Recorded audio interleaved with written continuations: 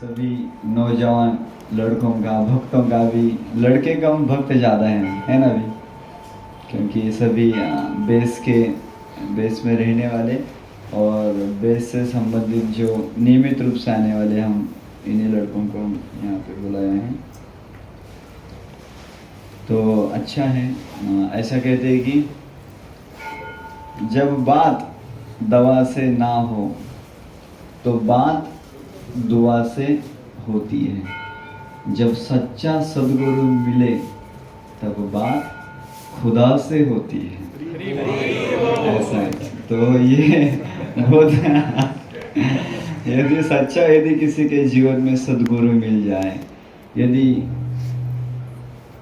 अनंत अनंत जन्म के भटकन करने के पश्चात यदि किसी के जीवन में ऐसा सौभाग्य प्राप्त हो कि कहीं पे ऐसा जगह मिले जिसके चरणों में बैठ के कुछ भगवान की बातें चले और उस बातों के द्वारा कान के अंदर से जाके उस हृदय में ऐसा तहलका मचल दिया जाए कि जिसके द्वारा उसका विवेक जागृत हो।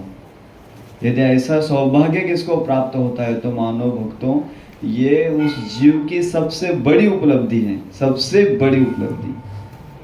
तो ये जो बैठने वाले बच्चे साधारण नहीं है। ये बहुत हमने भागवतम में भी सुना ना, प्रभु जी ने भी बताया कितने जन्म पापड़ गिनने पड़ते हैं ना, कैसे कैसे शुरुआत हो जाती है, कहाँ से, सूर्यदेव से शुरुआत होती है, फिर गणेश जी, दुर्गा जी, शिव जी, फिर कहाँ जाके हरि जी, विष्णु जी। तो कितना ये है, बहुत मुश्किल है ये। तो भक्तों इसलिए समझ लो इस दुर्लभता को, क्योंकि आप नए बच्चे नहीं है, सब बेस में के तिलकधारी है काफ़ी सारे तो नए नहीं है, तो इसलिए इसको सीरियसली ले लो। तो ये श्रील प्रभुपाद जी जैसे महत पुरुष, ऐसे महापुरुष हमको मिले और उन्हीं की कृपा से कई सारे जगह पे हरे कृष्णा आंदोलन के कई सारे ऐसे केंद्र हैं, मंदिर हैं कि जिसके द्वारा हमें इस आध्यात्मिक हेतु कई सारा दिव्य ज्ञान प्रदान किया जाता है और हम उससे खुद का जीवन परिपूर्ण कर सकते हैं। बहुत बड़ा सौभाग्य मिला है रूपा जी की कृपा से, हम सब इकट्ठा होके ऐसी सुविधा हमको मिल रही है यहाँ पे।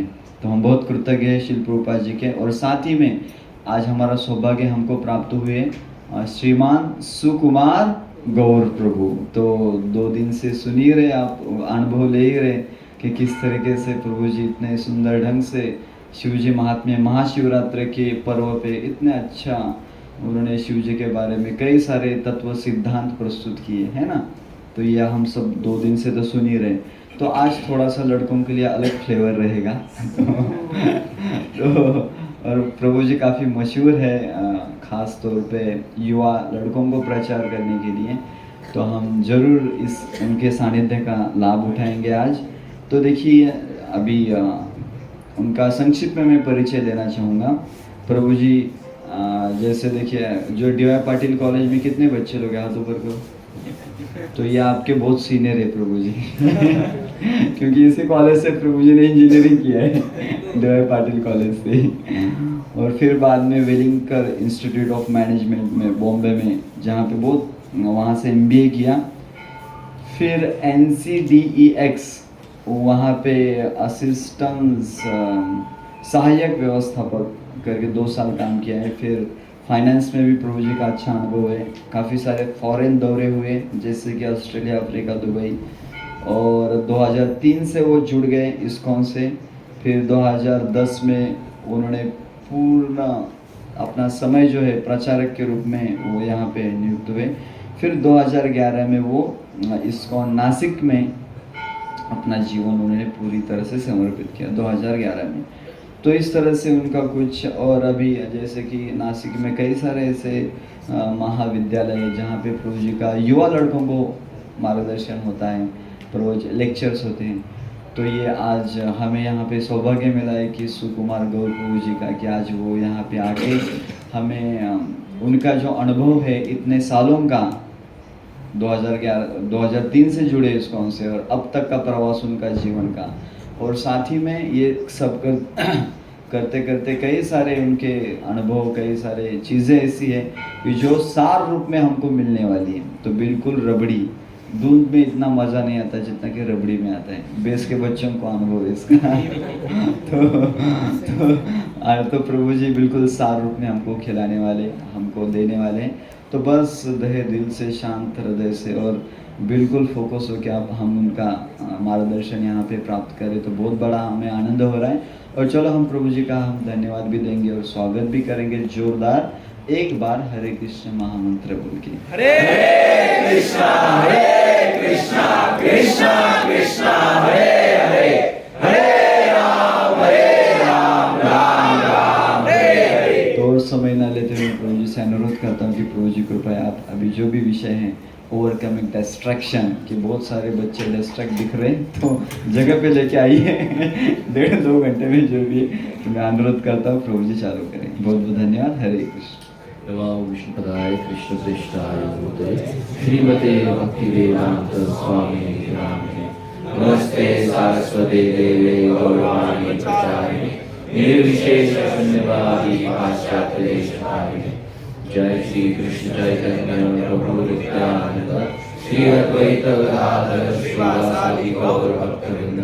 हरे कृष्णा कृष्णा कृष्णा हरे हरे, हरे राम राम राम हरे हरे।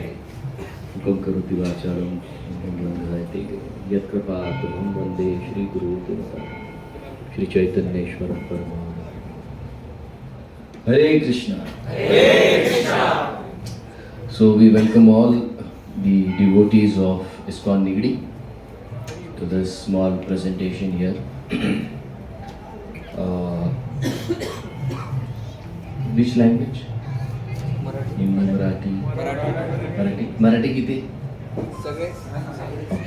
हिंदी? Okay. हिंदी zero मराठी? कितना? Okay. ठीक है, हम लोग हिंदी में लेंगे, ठीक? We'll have in Hindi. तो बहुत बहुत आभारी हैं हम यहाँ पर, जो ये न्योता दिया आपने कुछ बातें आपके साथ शेयर करने के लिए। तो ये कोई लेक्चर नहीं है, तो आप थोड़ा रिलैक्स बैठिए। आप इतना टेंशन देना, हम लोग इंटरव्यू नहीं लेंगे आपका। जैसे हमारे यहाँ पर जब कोई लड़का ब्रह्मचारी बनना चाहता है तो उसका इंटरव्यू लेते हैं, तो आप रिलैक्स बैठिए, हम बातचीत करेंगे यहाँ पर। तो जनरल विषय है, कोई बहुत गहन विषय नहीं है। और ये जो सिद्धांत मैं आपके सामने प्रस्तुत करूँगा वो भी जनरल है। तो ये पूरा प्रेजेंटेशन ही एक बहुत बेसिक प्रेजेंटेशन है, लेकिन बेसिक होने के बावजूद भी यही चीज़ें काम आएगी लाइफ में। अन्य चीज़ें इसी पर आधारित हैं। जो भी मैं 3-4 चीज़ें आपके साथ शेयर करूँगा, उसी का भी अगर आप आश्रय ले, उन चीज़ों को भी आप ठीक से समझ ले, तो लाइफ बहुत आसान हो जाए। तो ये जो इवेंट यहाँ पर ऑर्गेनाइज किया गया है, ये बहुत अच्छी बात है, क्योंकि यही फॉर्मेट हमने भी अपनाया है कि जो बच्चे जब करते हैं उन्हीं को हम समय देते हैं। क्योंकि होता क्या है, बच्चे आते हैं, खा के चले जाते हैं। तो उससे क्या होता है, ठीक है, अच्छा है, वो प्रसाद खाने के लिए आते हैं, लेकिन जो कमिटमेंट चाहिए किसी भी चीज़ के लिए, यहाँ पे इंजीनियर्स कितने हैं? अरे बहुत ज़्यादा। डॉक्टर? अरे तेरा तो हमेशा ब्राइट रहे।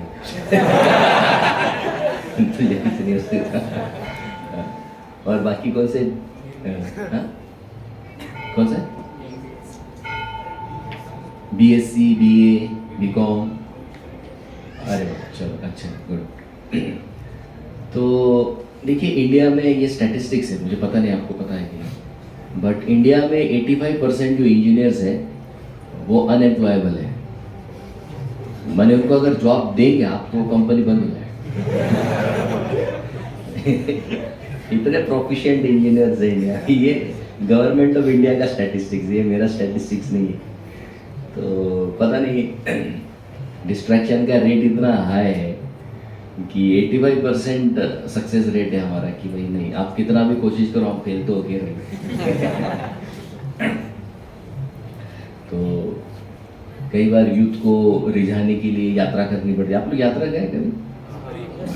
हाल ही में अभी आप अवलंब गए थे, हमने देखे आपके फोटो। सिंह जो स्तंभ है, उग्र स्तंभ, वहाँ पर कई बच्चे डांस कर रहे थे। तो वो भी फोटो अपने देखे आपके। मूलराम प्रभु के स्टेटस पर सारे फोटो का दर्शन हमें हो रहा था। तो हमारा जो लाइफ है वो भी एक यात्रा की तरह है। जैसे ये बहुत प्रसिद्ध श्लोक है गीता में, नियतम कुरु कर्म त्वम कर्म जायो या कर्मणा शरीर यात्रा। ये हमारा जो शरीर है इसकी भी यात्रा है। वाकई में यात्रा शरीर की नहीं है, शरीर के माध्यम से ये जो जीवात्मा है वो यहाँ पर ट्रैवल करता है। तो हमारा ये जो बेसिक शरीर हमें दिख रहा है बाहर, एक्सटर्नल ग्रॉस बॉडी, इसको गीता में कहा गया यंत्र आरूढ़। जो व्यक्ति घूमना चाहता है वो इस व्हीकल पर आरूढ़ है, बैठा हुआ है और जगह जगह घूमता है और कई सारे अनुभव लेता है। तो यहाँ पर देखिए एक बात तो एकदम क्लियर है, गीता भी है, साइंस भी यही बात आज कहता है कि हम सब यहाँ पर एक ही चीज करने के लिए आए। बताइए क्या?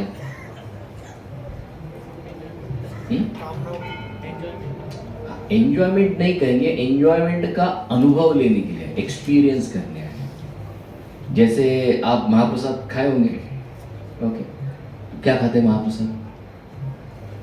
गोविंदा में बैठक लगती होगी आपको, पिज्जा, डोसा, पास्ता। अगर मैं आपको पूछूं कि ये चीज किसने खाई, किसने खाई? पिज्जा किसने खाया? तो तुम खाए, तुम्हारा क्या रोल है? टेस्ट कौन कर रहा था, तुम की शरीर? शरीर। तो तुम तो बोले और एक लाओ। शरीर को तो एक में हो जाना चाहिए ना, तो दूसरा क्यों मंगाया? अच्छा भाई पिज्जा खा के उठ जाते, डोसा क्यों मंगाया? बात रबड़ी भी चाहिए तो कौन खाए? कौन खाए? तो गीता में ये एकदम पर्टिकुलरली बताया गया है कि हम नहीं खाते। जैसे पेट्रोल जब भरते, पेट्रोल कौन पीता है? ड्राइवर की बाइक। ड्राइवर का कुछ संबंध है पेट्रोल से? वैसे ये जो भोजन हम करते इससे हमारा कोई संबंध नहीं है। हम जब खाते हैं तो उस खाने का हम लोग क्या करते हैं? अनुभव, आस्वाद नहीं, अनुभव।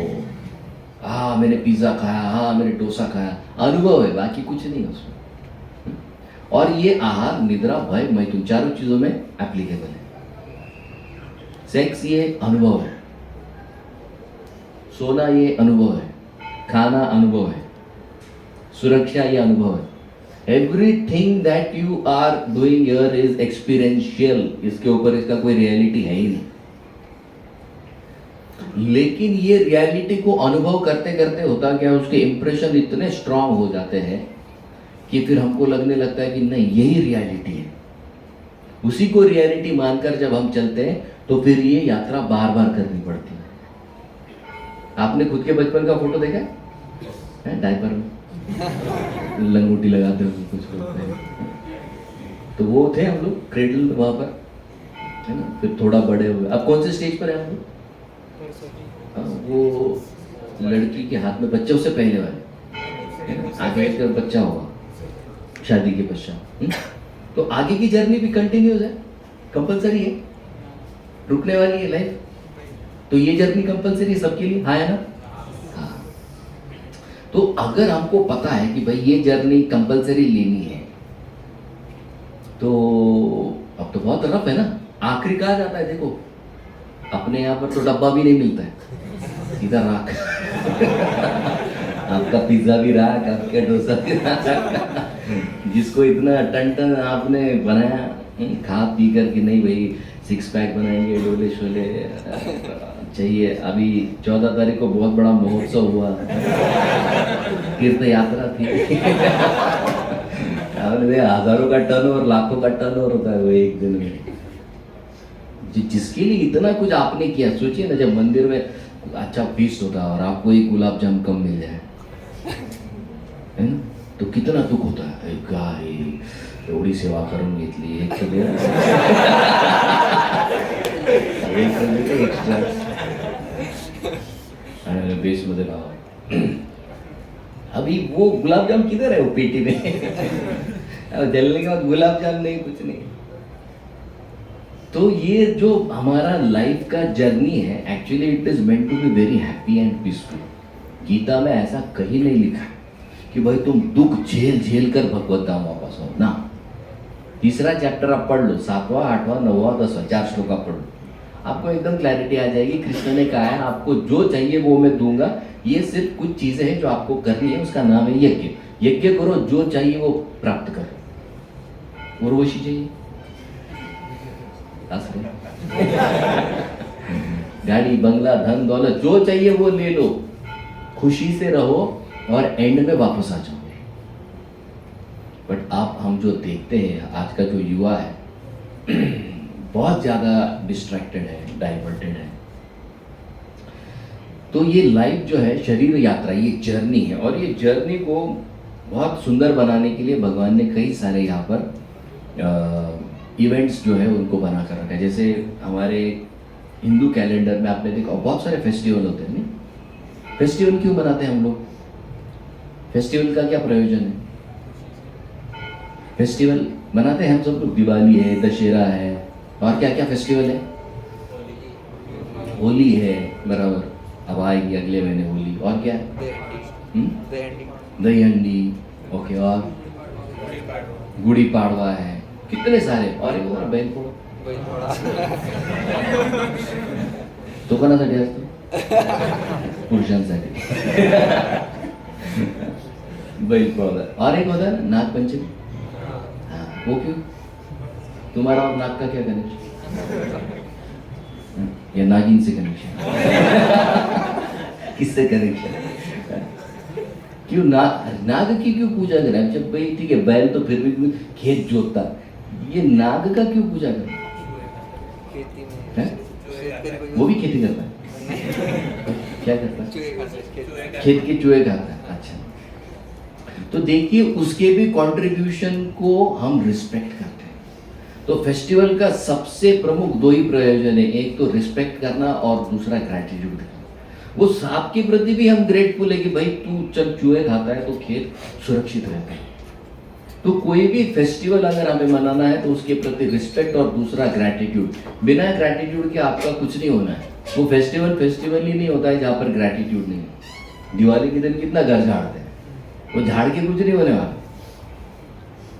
ग्रैटिट्यूड है क्या कि नहीं भाई जो लक्ष्मी ने हमें पहले दिया है उससे हम संतुष्ट है क्या, और हम आगे की बढ़ोतरी चाहते हैं, लेकिन जो है उसके प्रति ग्रेटफुल है कि नहीं। अगर नहीं तो घर में लक्ष्मी नहीं आएगी, नहीं आती। क्यों? ग्रैटिट्यूड नहीं है। तो फेस्टिवल हमको क्या सिखाता है? ग्रैटिट्यूड होना बहुत जरूरी है। नहीं तो आजकल वो नागपंचमी तो एक ही कारण मनाया जाता है, सास बहू का झगड़ा दिखाता है उसमें। एक बार एक सास बहू में बहुत झगड़ा हो जाता है, तो दोनों बहुत झगड़ते और चले जाते हैं रूम में। तो कुछ समय के बाद वो बहू आती है और फिर ट्रे में सजाकर फूल वगैरह रखकर वो दूध लेकर आती है। तो वो सासू को कहती है, तो सासू देख कर खुश हो जाती है, बोले आ गई ना नीचे, ऊँट आ गया पहाड़ के नीचे, हाँ क्या दूध लेके आई? बोले मेरे लिए। तो बोले हाँ आज। तो क्यों लाई तू? बोले आज नाग पंचमी है। तो नाग पंचमी में नाग को दूध पिलाते हैं। तो ठीक है, नाग पंचमी का वो भी पॉइंट है। बट हमारे कैलेंडर में बहुत सारे फेस्टिवल्स हैं और हर एक फेस्टिवल में एक ग्रैटिट्यूड हमको दिखाया जाता है। तो हाल ही में हमने और एक बहुत सुंदर फेस्टिवल बनाया था। अगर आपको याद है पिछले महीने में ये फेस्टिवल आया था, याद है कौन सा फेस्टिवल ये? है शाबाश। और ये वसंत पंचमी है। वसंत पंचमी के दिन ही माता सरस्वती का आविर्भाव माना जाता है, उस दिन वो प्रकट हुई ऐसे कहते हैं। और ये दूसरा और एक बहुत सुंदर तिथि उस दिन है, वसंत पंचमी के दिन माता सीता और प्रभु रामचंद्र का विवाह भी हुआ था। तो ये दोनों बहुत ऑस्पिशियस ऐसे इवेंट उस दिन होते हैं। तो देखिए हर फेस्टिवल से कुछ ना कुछ हिस्ट्री निश्चित रूप से जुड़ी हुई होती है और ये हिस्ट्री हमें पता होनी चाहिए। तो जैसे और एक पता नहीं, बट ये अभी मॉडर्न टाइम्स में बहुत देखा जाता है ना, ये भी एक बहुत बड़े पैमाने पर त्यौहार मनाया जाता है। त्यौहार के रूप में इसको देखा जाता है। सारे यूथ उस त्यौहार के लिए कितने महीनों से तैयारी में लग जाते हैं, जुट जाते हैं। एक एक पैसा जमा करते थे, कुछ उस दिन करे हम। अब सरस्वती पूजन इतने बड़े पैमाने पर करते क्या? जरूरत किसकी है? इसकी है कि सरस्वती की है?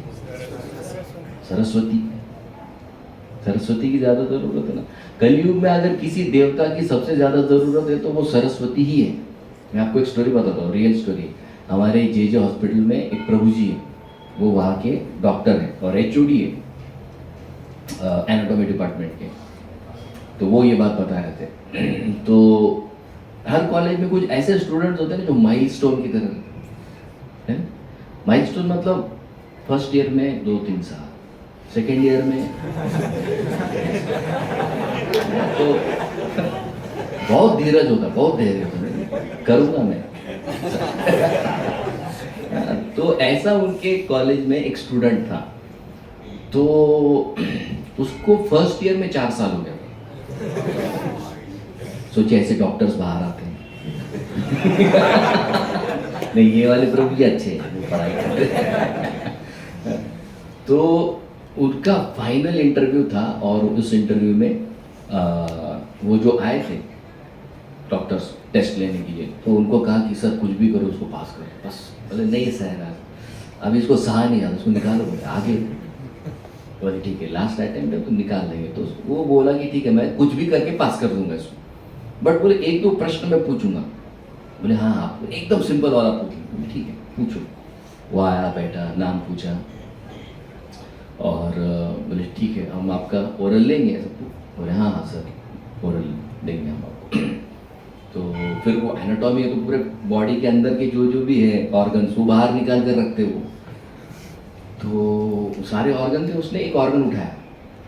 बोले ये बताइए क्या? ये तो बोलेगा पास, और एक प्रश्न नहीं पूछूंगा। तो उसने देखा और देखा, काफी टाइम तक देखा। माइंड में बोला नहीं सर कहीं इतना नहीं। अब वो उसको तो पहले बोला था कुछ भी करके इसको पास करना है। तो अब उसको बोला कि नहीं, वो उसको ही दया आ गया। बोले छोड़ यार मैं तुमको हिंट देता हूँ। तो उसने हिंट क्या दिया? ये तुझ में भी नहीं है, ये मुझ में भी नहीं है। तो वो एक फीमेल ऑर्गन था, यूटेरस, गर्भपिशव्यास्थ यूटेरस। तो बोले हाँ सर बराबर है। ये बोले बताओ बताओ क्या है ये? बोले ब्रेन।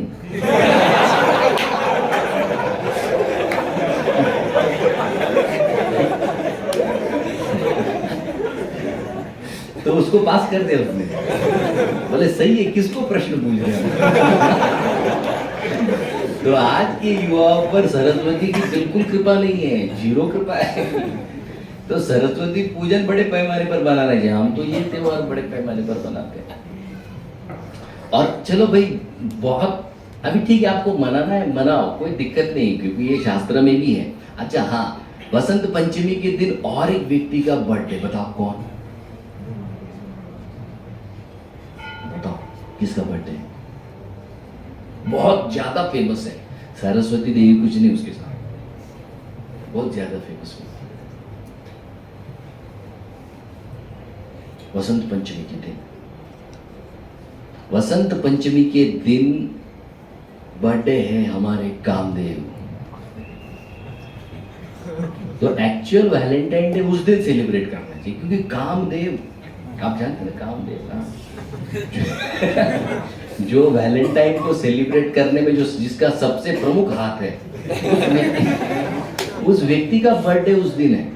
तो देखिए हमारे शास्त्र में उसका भी प्रोविजन है, अगर वैलेंटाइन डे बनाना है तो उस दिन बनाइए आप, क्योंकि जो उसका प्रेरक है वो दिखा था ना वैलेंटाइन डे के दिन बाण जाता है उसके उधर से खून आता है कि वो यहाँ से होता है, और उसका डिस्क्रिप्शन दिया है प्रॉपर। जो डिस्ट्रैक्शन का प्रमुख करता है वो ये है व्यक्ति। ये डिस्ट्रैक्ट कैसे करता है? इसके पास 5 बाण है, इसका बाण बताओ किस चीज का बना? देखो नहीं बाण, इसका एरो, एरो किस चीज का बना? क्या बोलते? बो, बो, बो किस चीज का है? शुगर केन, शुगर केन का। इसलिए जब पहली बार उसको देखते मीठा मीठा क्यों लगता है? अरे ये रियलिटी है, ये शास्त्र, मेरा प्रमाण नहीं है, मैं इसका आगे आप सुनिए और डिटेल बताता हूँ।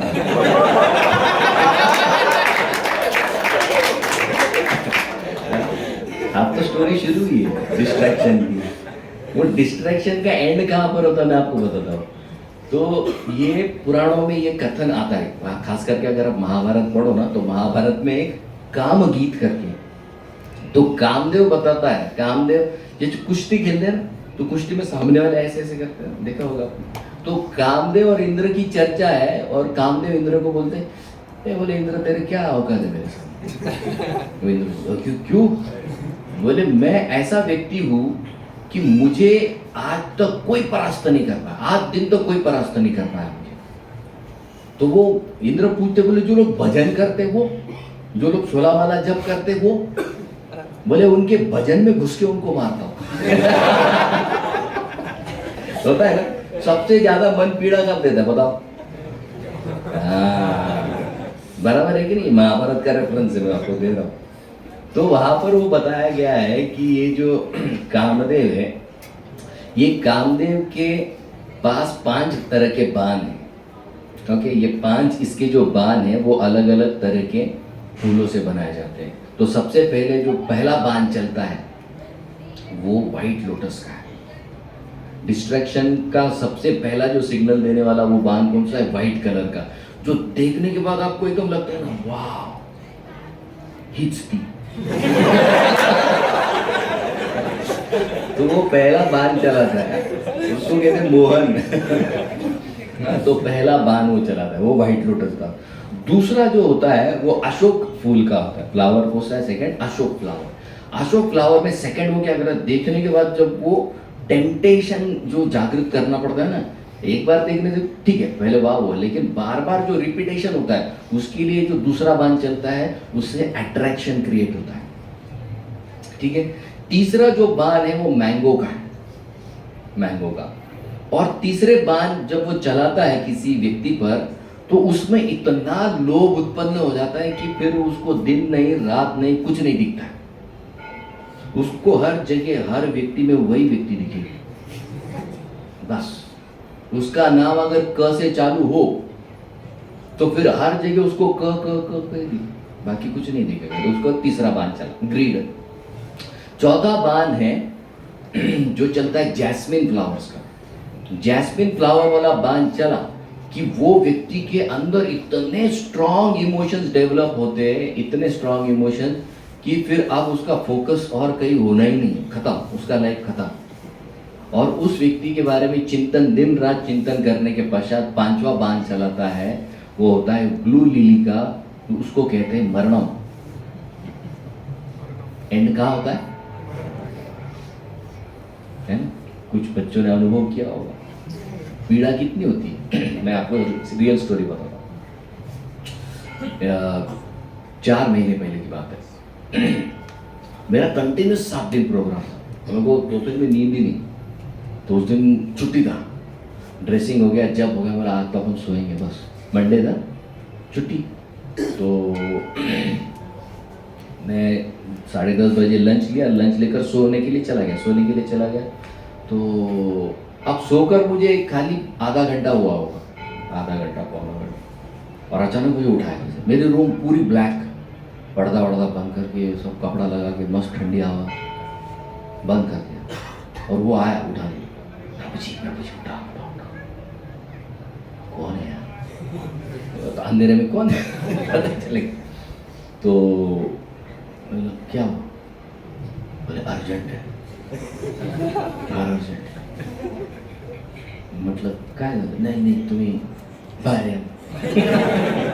बोला कमीने 7 दिन के बाद मुझे सोने का टाइम मिला, तो आकर उठा।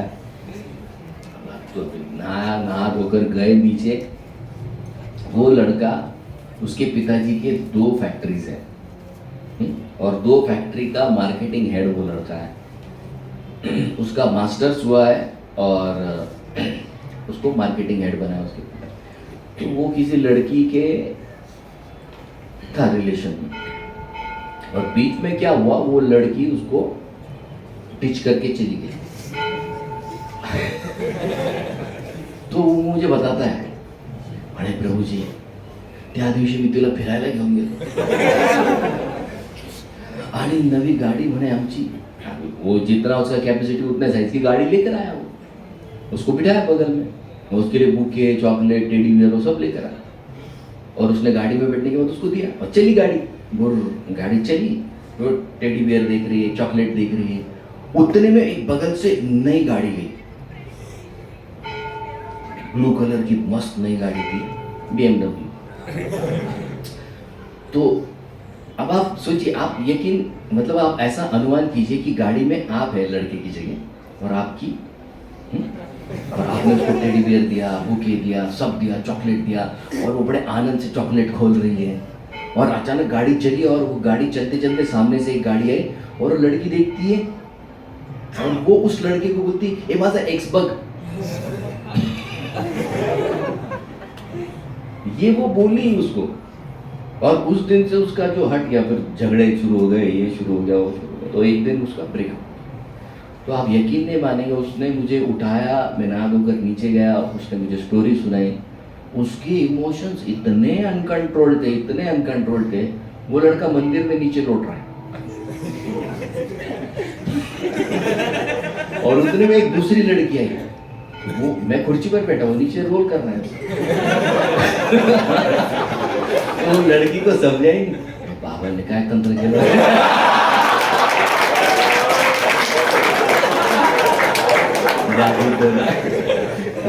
बागेश्वर धाम।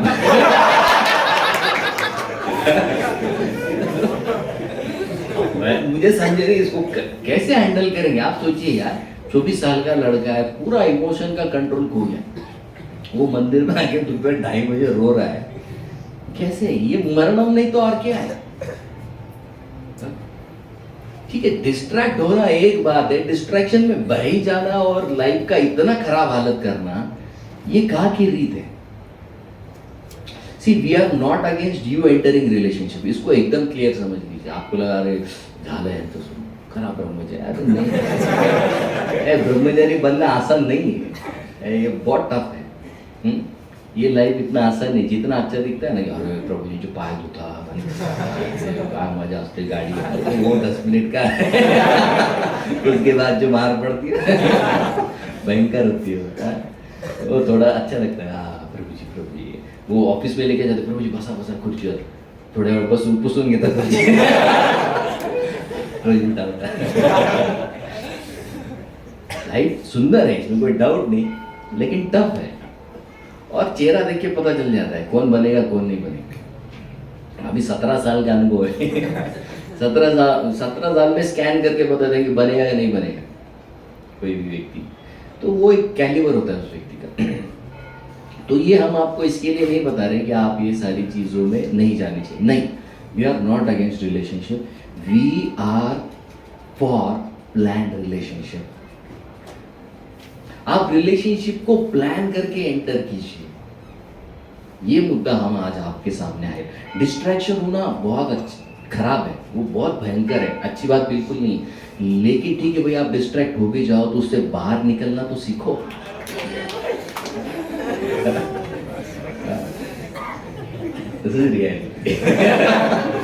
आप कितना भी कहो ये ऐसा है वो वैसा है, okay, so point is we need not get distracted, क्योंकि आज बाहर जो भी डिस्ट्रैक्शंस है उसमें ये नंबर 1 है, and it is but natural. हम ये नहीं बोल रहे कि ये नहीं होना चाहिए, it is very natural. Point is उसके लिए एक स्पेसिफिक टाइम फ्रेम दिया गया।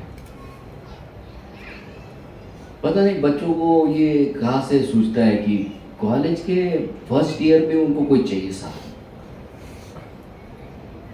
है ना? उनको लगता है कि नहीं पहिल्या वर्षीच भेटली पाहिजे।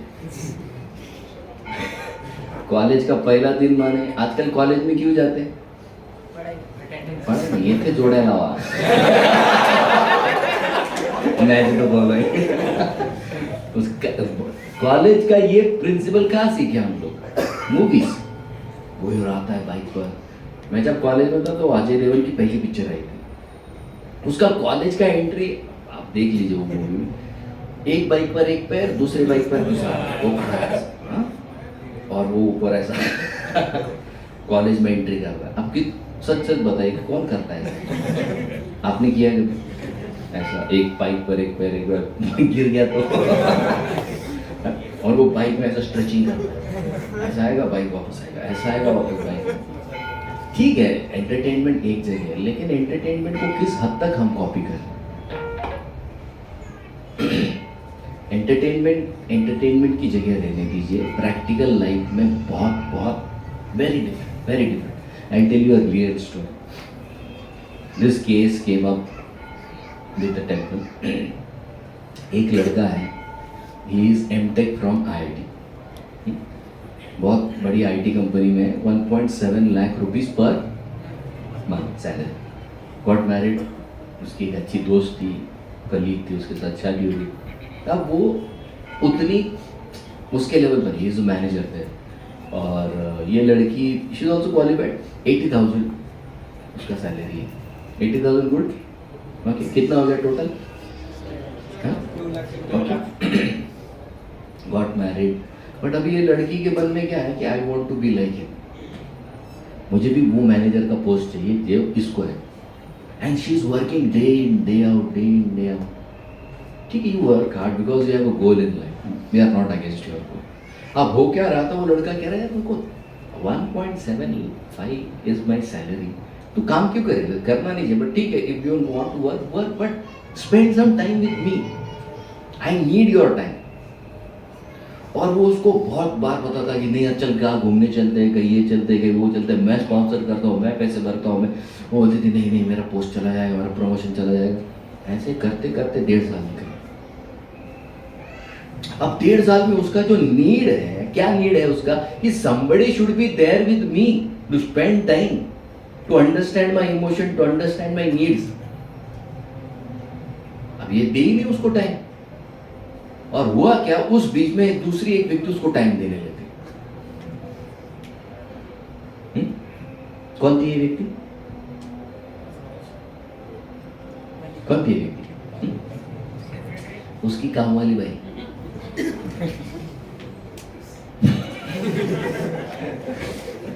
And now they are happily married. This is real. This is for real. अब तुम एमटेक करके ये करने आता है, एमटेक करके तुमको काम वाली भाई। What is your education up to? What is your education? कौन सा फॉर्मूला लगाया बताओ आपने इंजीनियरिंग का? A² + B² C², कौन सा लगा? इक्वल MC², फूटेगा न्यूक्लियर ब्लास्ट का क्या होता है? कौन सा फॉर्मूला लगाएंगे? Tell me. अरे real life is very different, real life is very different. ये जितनी चकाचौंध दिखती है ना, भंगार है। I was in DY Patil Pimpri का कैंपस पता है आपको, पुराना वाला कैंपस। ये हमारा फर्स्ट बैच है, ये जो आपका नया है ना, hours was the first batch 2002। हम तब फाइनल ईयर में थे, पासिंग आउट बैच था हमारा, but we were the first to shift here. ये कुछ नहीं था, ये खाली ये मंदिर था उस समय, ये जगह ली थी, मंदिर में नहीं, ये कुटी थी, बाकी कुछ नहीं था यहाँ पर। बाकी पूरा एम्प्टी, कैंपस से डायरेक्ट नदी दिखती थी। आप सोचिए, अब दिखती है क्या नदी आपको? नहीं, वो कैंप भागते भागते जाते थे नदी वो साइड पर, इतना एम्प्टी था। और उस समय आप सोचिए, मैं जब वो पिंपरी वाले कैंपस में था, हर फ्राइडे मेरा पक्का था। फ्राइडे नाइट में क्या होता है, रिलीज होता है ना मूवी, मैं जाता था नेक्स्ट उसके रात का जो 9 to 12 का जो शो है ना, फाइनल आवर, हम जाएंगे मतलब जाएंगे। मैंने वो सब लाइव देखा है। मेरा अगर आपको शेड्यूल नहीं पता है, मैं बताता हूँ आपको। मैं जब यहाँ पर DY में था, हम लोग सैटरडे आधा ही दिन कॉलेज होता था। कॉलेज के बाद 5-6 बजे तक टाइम पास करो, शाम को थोड़ा सा खाकर हम लोग कहाँ जाते थे, यहाँ से हम लोग हड़पसर जाते थे। हड़पसर में एक डिस्कोटेक है, यहाँ से बाइक पर 35 किलोमीटर। ओके 11 बजे हम लोग एंट्री करेंगे वहाँ पर, 11 से 1:30 बजे तक वो ढकेल कर निकाल देते, जा घरी जा नाचने का। सगळा तमाशा करायचा. तमाशा झाला, रात्री 2 वाजेला तिथून निघायचं. बाइक 3:30 बजे हम लोग पहुंचते थे, 3:30 बजे हम लोग सोते थे. सुबह कितने बजे? 9 बजे. Time pass time pass time pass. जो आप सोच रहे हो वो एक चीज छोड़कर बाकी हम सब किए. वो एक चीज हमने सब किया. खाना बोलो, पीना बोलो, घूमना बोलो, फिर क्या नहीं है.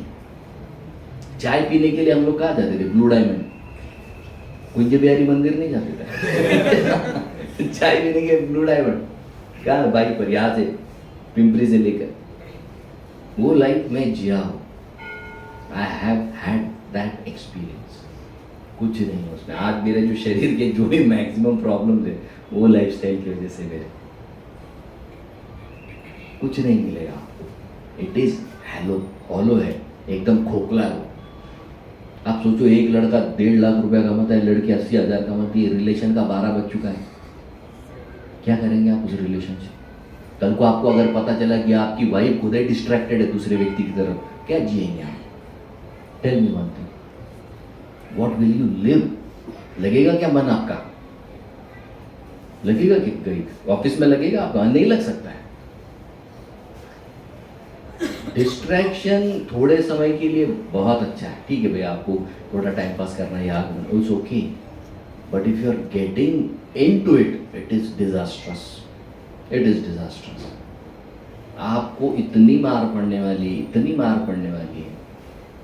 जो आपने रंगीन सपने संजो के रखे हैं ना, वो 7 रंग में से कोई रंग नहीं बचेगा बाहर. कुछ नहीं बचता है उसमें. एक ही रंग बचेगा, सफेद. क्यों?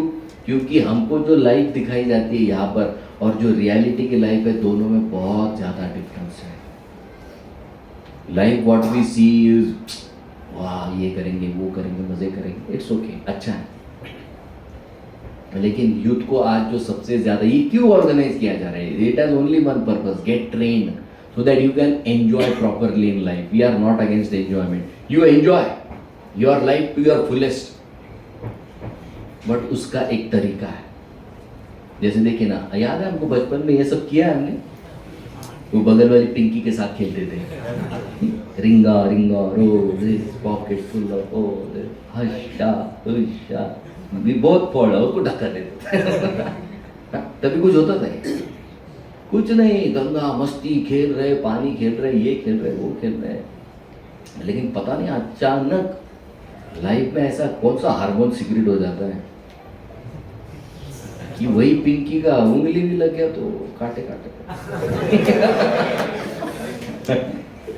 है कि? अच्छा, क्या होता है? नेचर ऐसा क्या चमत्कार करता है? अब मैं आपको एक स्टैटिस्टिक्स बताऊँ. ये अमेरिकन लोग जो है ना, अच्छा रिसर्च करते हैं, अपने लिए बहुत फायदे का. उन्होंने वर्क कल्चर में एक एक्सपेरिमेंट किया. एक वर्क कल्चर है जहाँ पर बॉयज अलग काम कर रहे हैं, गर्ल्स अलग काम कर रहे हैं. Okay, ladies and gents separate. And there is one culture in the corporate where both are working together. और उन्होंने वर्क एफिशिएंसी कैलकुलेट की. आपको क्या लगता है कहाँ पर ज्यादा वर्क एफिशिएंसी? साथ में काम करेंगे वहां पर ज्यादा होगी एफिशिएंसी? नहीं. क्यों? डिस्ट्रैक्शन. तो उन्होंने ये देखा कि जहां पर कोएट वर्क कल्चर है वहां पर efficiency directly reduces by 40%.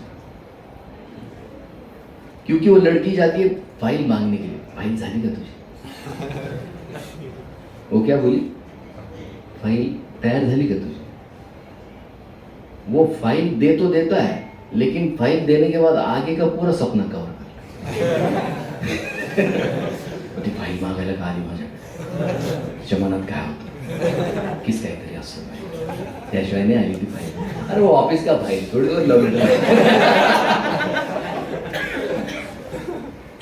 Advertisement में आपने कभी देखा? एडवर्टाइजमेंट में आप बाइक का एडवर्टाइजमेंट है, बाइक के एड में क्या दिखाना चाहिए आपको? आप बताइए. बाइक और लड़का. जिसकी बाइक है, लड़की की बाइक है तो लड़की दिखाओ. लड़की को, लड़की कहाँ से? लड़की क्यों, क्या जरूरत है बाइक के एड में? लड़की की क्या जरूरत है? टेल. हाँ? नहीं, वो लड़की लाने के बाद वो ड्रीम करने लगता, ऐसी बाइक लूंगा, ऐसी लड़की आएगी, फिर हम दोनों घूमने जाएंगे, और फिर ऐसा होगा, और फिर हमारा प्रेम खुलेगा, और फिर छोटे छोटे बच्चे होंगे। ये उसका साइकोलॉजी है एडवर्टाइजमेंट का। This is what happens, and that is why we have to have proper training. आप सोचिए 40% रिडक्शन है वर्क प्लेस में। पढ़ाई में कितना रिडक्शन होता है पता?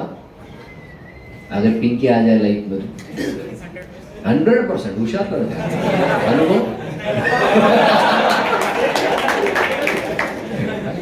वाईडी क्यों लगता है बताओ? वाईडी लगता क्यों है? 100% डिस्ट्रैक्शन, बराबर स्टैटिस्टिक्स बता। It is so simple. तुमको टीचर कुछ और डायग्राम दिखा रहा है, तुम कुछ और डायग्राम सोच रहे हो। कितना लेवल का डिस्ट्रैक्शन है, total distraction. So we have to understand कि ये जो भी हमको दिखाया जाता है मीडिया पर, ये वो, it is all hoax, it is all hoax. इसलिए शादी से पहले भी हमारे वैदिक कल्चर में क्या कहते हैं? शुभ मंगल।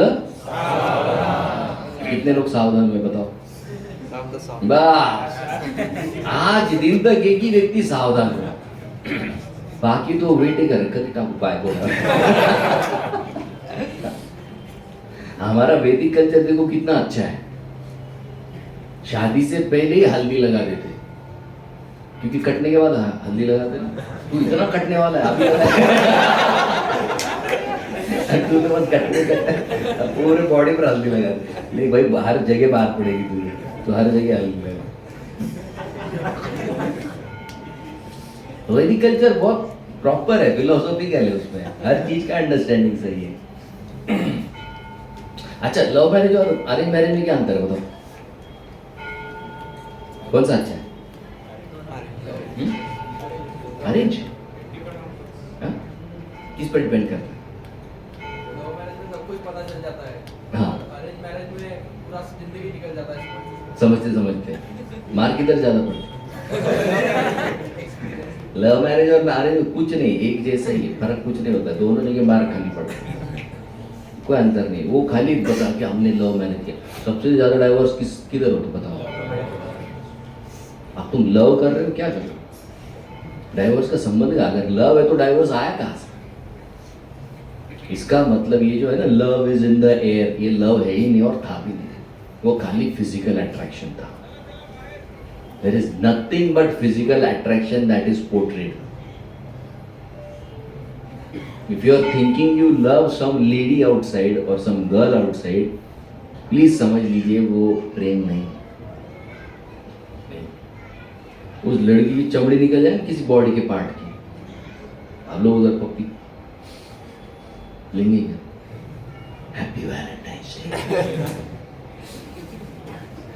तुम बोले बाद में, जख्म भरने तो बाद में मिलेंगे। किससे प्रेम कर रहे हो? बॉडी। भैया बॉडी वैसे भी जानने वाली है उसकी। जिस बॉडी पर हम इतना हाईलाइट कर रहे हैं ना, तिचे डोळे प्रभूजी हरणी सारखे असे, मृग नाही, मीनाक्षी प्रभूजी ती, आणि तिचे केस असे कुरळे कुरळे कुरळे, चमके चमके गमके, जंपिंग बम्पिंग केस। क्या करेंगे बाल का? क्या करेंगे शादी के बाद? क्या करेंगे बाल का? क्या करें? बाल का क्या करेंगे? बिग बनाएंगे? तुम एक्सटर्नल 7 साइंस ऑफ लव, जय शेट्टी का किताब पढ़िए अगर आपको वाकई में जानना है ना। 8 साइंस ऑफ लव, जय शेट्टी का किताब, बहुत सुंदर किताब है, आप पढ़िए। आप डिवोटीज भी पढ़ सकते हैं, ऐसी किताब है। वो खुद ही डिवोटी, 16 वाला दीक्षित भक्त है, परम पूज्य राधानाथ महाराज जैसे। उन्होंने सबसे पहला सिद्धांत यही लिखा है कि तुम लड़की को क्या समझकर इम्प्रेस करने जा रहे हो। तुम अगर बॉडी दिखाकर उसको इम्प्रेस करने वाले हो, वैसे भी तुम्हारी बॉडी बाद में बुढ़ा होने वाली, और जब बॉडी बूढ़ी हो जाएगी वो व्यक्ति तुमसे उतना अट्रैक्टेड नहीं होगी, वो डिस्ट्रैक्ट होकर चली जाएगी तुम्हारी लाइफ से। What are you presenting before that person this external body और योर क्वालिटीज? हाईलाइट किधर है? हाईलाइट क्या करना चाहते हैं आप? We want to tell you the same point. We are not against marriage or anything else. What are you portraying before the person?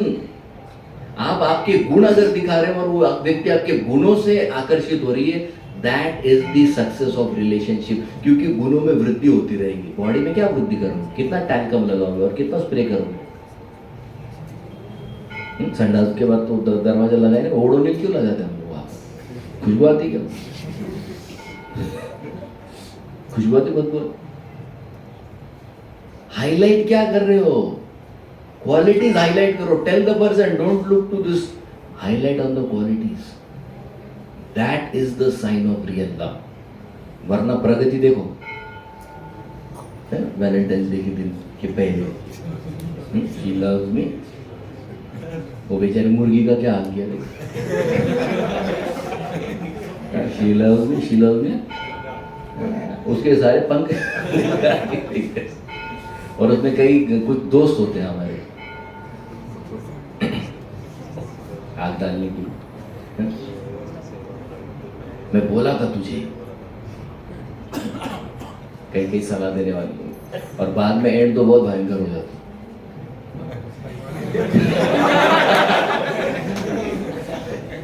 है ना. कई लोगों का अंत यहाँ पर हो जाता है. गए थे कुछ करने, रक्षाबंधन करके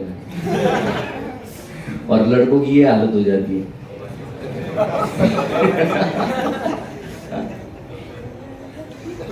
और ये हालत होने के बाद फिर कोई दोस्त अच्छा अगर उसका इस्कॉन वाला हो तो उसको समझा बुझा कर मंदिर में लेके आते. फिर ऐसे वो सैफरॉन वाले ब्रह्मचारी मिलते, काळजी करो उनको, भिऊ नको, उसमें आए तुझे उसको भी धीरा जाता है, कितनी भी कोई तो है, उसका दिमाग थोड़ा थोड़ा शांत होने लगता है. फिर वो एक एक माला चालू करते. याद करो वो दिन जब आपने एक माला चालू किया था, ऐसे ही कुछ हुआ होगा या इसी तरीके से कुछ आपको लगा होगा लाइफ में क्या है, क्या है. आए मंदिर आए, एक माला चालू कर दिया, और जैसे ही पता नहीं वो लड़कों को कैसे कोई बताता है कि भाई इस्कॉन में ये प्रॉब्लम का सोल्यूशन मिलता है.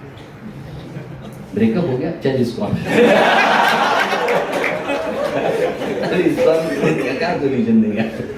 बट पता नहीं आज आपको झूठ लगेगा, सबसे ज्यादा क्राउड अगर हमारे यहाँ पर आया है तो ये लॉकडाउन के बाद ही आया है. इतना क्राउड युवाओं का बहुत ज्यादा, और सब ब्रेकअप वाले, सब ब्रेकअप वाले. मैं वही सोच रहा था कि इनको बताया किसने कि इस्कॉन में इसका सोल्यूशन मिलता है. फिर वो लड़का जब चालू कर देता, और जब चालू करने के बाद फिर उसके माता पिता देखो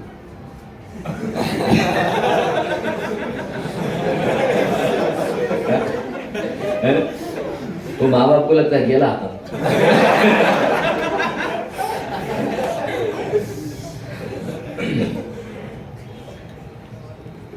और फिर बाद में हो देखो, चलो भाई माता पिता की खातिर एक बार कर दिया. और बच्चों को क्या समझा बुझा कर शादी कराने के लिए बोलते,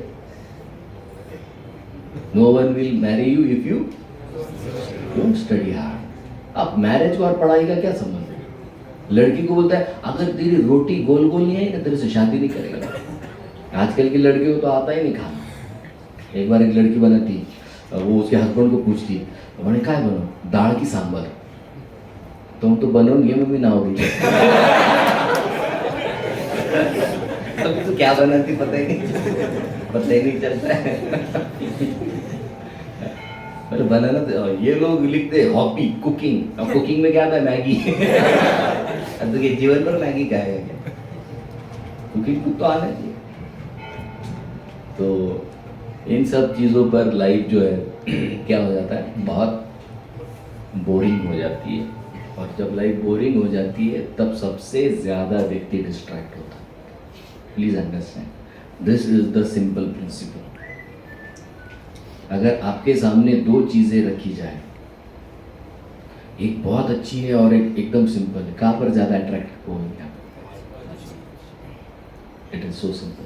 व्हाट इज डिस्ट्रैक्शन? डिस्ट्रैक्शन तभी होता है जब आपके माइंड को होल्ड करने के लिए कोई बहुत पावरफुल चीज नहीं है. इतना सिंपल. ट्रैक्शन, ट्रैक्शन माने पुल। वो व्यक्ति खींचा कब जाता है, जब उसको होल्ड ऑन करने के लिए कोई बहुत पावरफुल चीज नहीं है। अगर आपको पढ़ाई में बहुत ज्यादा अट्रैक्शन नहीं है तो आप दूसरी चीजों की तरफ निश्चित रूप से डिस्ट्रैक्ट हो जाएंगे। क्यों? क्योंकि वहां पर कुछ मिलता है। That is what we call rasa. हर चीज में हम ढूंढ क्या रहे, रिलेशनशिप क्या है, रस है। खाने पीने की चीज क्या है, रस है। वो रस का शास्त्र है। तो मन को जहां जहां रस मिलेगा मन वहां जाएगा, जाएगा ही जाएगा। इसलिए गीता में क्या कहा गया, विषया विनिवर्तन्ते निराहारस्य देहिना रसप्यस्य रसवर्जम परम दृष्ट्वा निवर्तते। ये डिस्ट्रैक्शन का सॉल्यूशन है, इससे बड़ा कोई सॉल्यूशन नहीं। If you want to overcome distraction, छोटे छोटे चीजों का अगर आपको डिस्ट्रैक्शन बहुत तकलीफ दे रहा है, अगर आपको डिस्ट्रैक्शन को ओवरकम करना है, you have to give a superior kind of attraction. और वो सुपीरियर अट्रैक्शन माइंड को डिस्ट्रैक्ट होने नहीं देगा। There is no other solution.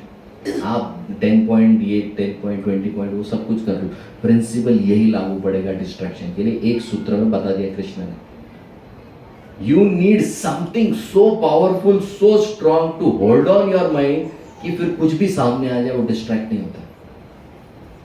जैसे सिंपल एक एग्जांपल देता, what is the difference between dog and lion? Tell me, what is the difference between dog and lion? Lion is more powerful. Hmm? Lion is more powerful. Lion is powerful, okay. और क्या है? I am seeking something very specific, pertinent quality. हाथ ऊपर कीजिए। हाँ, dog जो रहता है भूखता रहता है, मतलब भूखता रहता है। ओके। लायन मतलब वो सीधा अटैक। लॉयन एक ही शिकार पर लक्ष्य देता है और कुत्ता जो सामने आए ओके ओके। और कुत्ता ऐसे मतलब भूखते ही रहता है, बट लायन एक बार ही रोक करता है। ओके। और समथिंग, लायन को किंग क्यों बोला है? लीड करता है किसको? वो अकेला ही घूमता है, किसको लीड करेगा? कभी देखा शेर झुंड में घूमता है, वो अकेला घूमता है। क्यों राजा बोला उसको, किंग क्यों बोला? किंग क्यों बोला है लायन को? Why lion is king? Power तो यार, पावर धर्म में हर किसी में दिया हुआ।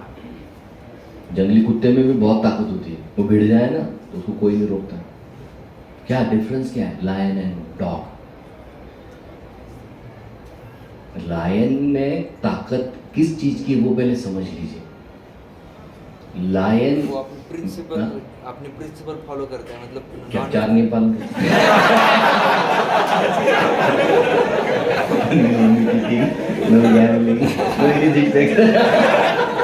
नो इंटॉक्सिकेशन, चार नहीं पाल। एग्जाम्पल दे रहा हूँ, थोड़ा ग्रॉस है बट आपको आसानी हो जाएगी समझ। दिल्ली का कुत्ता देखा, उसको शी डॉग दिखी तो क्या करता है, तुरंत पीछे पीछे जाए। उसको बस उसके स्कैनिंग एरिया में आना चाहिए फीमेल कोई पार्टनर, वो तुरंत भागेगा उसके पीछे। वो बहुत इजीली टेम्प्ट हो जाता है, वो इजीली डिस्ट्रैक्ट हो जाता है। शेर 2 साल में सिर्फ एक बार डिस्ट्रैक्ट होता है, इतना उसका कंट्रोलिंग पावर है। वो 2 साल में सिर्फ एक बार डिस्ट्रैक्ट होता है किसी फीमेल को देखकर। आप डिस्कवरी पर चेक कर सकते हैं। उसमें खुद को रोकने की, डिस्ट्रैक्ट न होने की इतनी जबरदस्त ताकत है, इसके लिए उसको राजा कहा है। उसमें आत्म संयम की बहुत ज्यादा ताकत है, तभी वो राजा है। Now we have to decide what life we have to take. जो बॉलीवुड कुत्ते का जीवन दे रहा है वो हमको लेना है, कि जो शील प्रभुपाद ने हमें शेर का जीवन दिया है वो लेना है। Choice is yours. Okay, thank you all very much. Hare Krishna Krishna Krishna Hare Hare, Hare Ram Ram Ram Hare Hare. शील प्रभुपाद की जय, अनंत कोटि वैष्णव वृंद की जय। हरे कृष्ण। किसी का कोई क्वेश्चन है तो हम ले सकते हैं।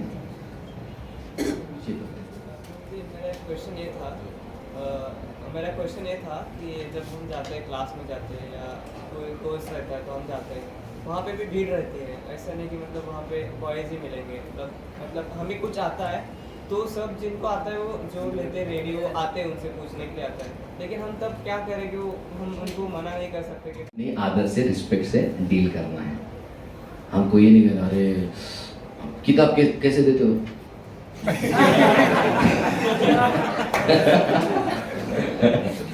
वो बोलेगा अच्छू तू क्या, नहीं, वो एक व्यक्ति है। हमको सिर्फ एक ही चीज से बचना है, ध्यान। तो कंटेम्पलेशन मत कीजिए, और कंटेम्पलेशन को पहले स्टेप पर ही ब्रेक कर दीजिए। अगर कंटेम्पलेशन को पहले स्टेप पर ब्रेक करने की आदत आपने डाल ली, आपको कोई प्रॉब्लम नहीं है। हम क्या करते, त्यात पुस्तक मागायला आहे, तू कल राह देखे 10 वाजले वो मत करो। Okay, there being in today society is very natural and normal. हमको खुद पर संयम रखना है। वो संयम हमारे लिए क्या है? What is the definition of self control? No ध्यायतो। तुम ध्यान मत लगाना उस व्यक्ति पर, उतना कर लोगे ना, आई कैन गारंटी यू। क्योंकि देखो, ध्यायतो विषय तुमचा संघ वहां से अटॅच होतो। संघात संजायते काम आणि पॉजिटिवनेस हो जाए। हाँ, संघात संजायते कामात क्रोध, और जब वो काम पूरा नहीं होता तो क्रोध आए। ये श्रृंखला कब पूरी होगी? जब आप कंटेम्पलेशन से शुरू करोगे। माइंड क्या करता है? फोटो निकाल लेता है और रात में बेड में उसको प्रिंट करता है, बड़ा बड़ा बड़ा बड़ा। वो मत करो, इतना सिंपल है। और उसी के लिए देखिए, उसका सबसे अच्छा सॉल्यूशन क्या है? You should have quality friends. बस एक अच्छा दोस्त है। मान लीजिए कई बार उछल जाता है मन कि यार नहीं, बहुत ज़्यादा चिंतन में चला जाता है, बहुत ज़्यादा ध्यान में चला जाता है। Have a very close friend जो आपको उस कंडीशन में हेल्प कर सकता है। ऐसा दोस्त नहीं चाहिए बीबीसी वाला, त्याला माहिती का ती आवडली बोम्बा बोम चैनल हर किसी को जाएगा का। ऐसा दोस्त नहीं, जो आपके इमोशंस को संभाल कर आपको हेल्प कर। ये दो चीज़ें कीजिए, कोई दिक्कत नहीं, आपको डील करना ही पड़ेगा। ओके, और जितना रिस्पेक्ट से हम उनके साथ डील करेंगे, उतना सोसाइटी का इमेज प्रोजेक्ट होता है। Because you are not you now, you are ISKCON और दैट पर्सन, और वो फीमेल आपके जो फ्रेंड्स है या जो भी कलीग्स है, उनके लिए आप इस्कॉन है। आप जैसा पोर्ट्रे करोगे वैसा इस्कॉन उनको दिखेगा। So be very careful how you are portraying the society. तो आप में ब्रॉड माइंडेडनेस भी होना चाहिए, मैच्योरिटी। जैसे मैं चैतन्य चरण प्रभु का एग्जाम्पल बताता हूँ। चैतन्य चरण प्रभु ने हॉस्टन कॉलेज यूएस में क्लास दिया, अच्छा बहुत बढ़िया क्लास हुआ उनका। तो एक लड़की थी, उसका डाउट था 6 साल से स्पिरिचुअल टॉपिक पर, एक डाउट था। वो उनके टॉपिक में एकदम क्लियर हो गया। अब वो बैठे, वो फिर बाद में आते हैं क्वेश्चन पूछने के लिए। तो स्टेज से उतरे नीचे, तो सब लोगों ने उनको घेर लिया कि अरे बहुत अच्छा हुआ, बहुत अच्छा। अब वो आई लड़की जिसका डाउट क्लियर हो गया था, तो वो इतनी खुश थी, इतनी खुश, मिनी स्कर्ट में पड़ी। तो वो प्रभु जी को बोली, वाह your lecture was so fantastic, all my doubts are clear, I am so happy. तो प्रभु जी बोले थैंक यू। तो वो बोली क्या ना हग यू। अब आप क्या करेंगे? अरे यार तू सच तो बात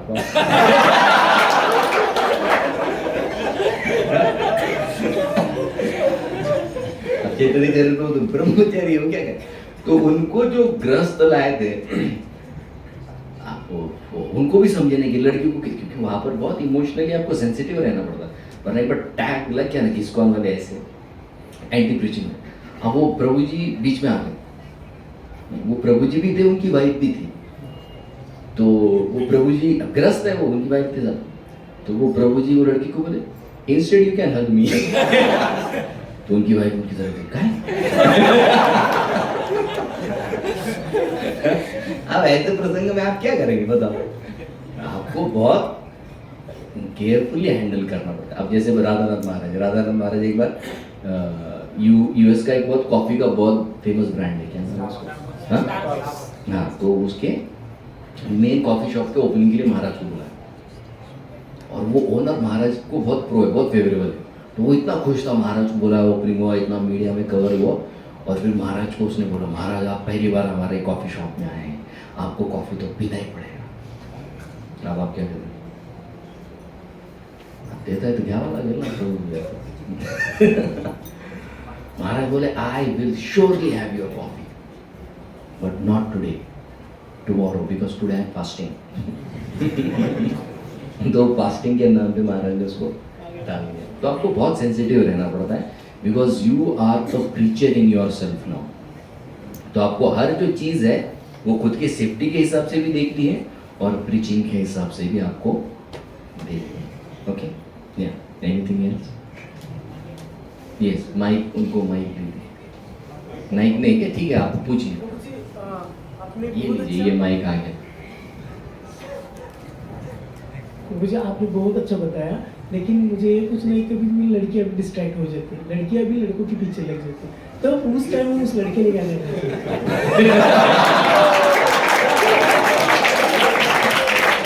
ये मेरे लिए तो आउट ऑफ सिलेबस है। ये मेरे लिए देखो सिंपल है। अगर लड़की लड़के के पीछे लग जाए, जो कि होता है, कई बार होता है। अब मान लो कि आपके पीछे 3 लड़कियां लग गई, आप क्या करेंगे?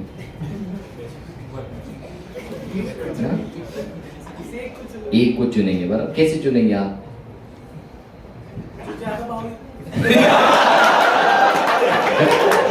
तो 12 के भाव में पीछेगा।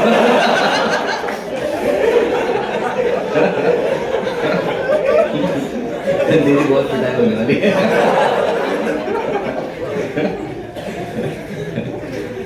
यही तो प्रॉब्लम है, ये तो हम आपको बता रहे हैं कि आपके पास कोई ठोस इमेज नहीं है रिलेशनशिप का।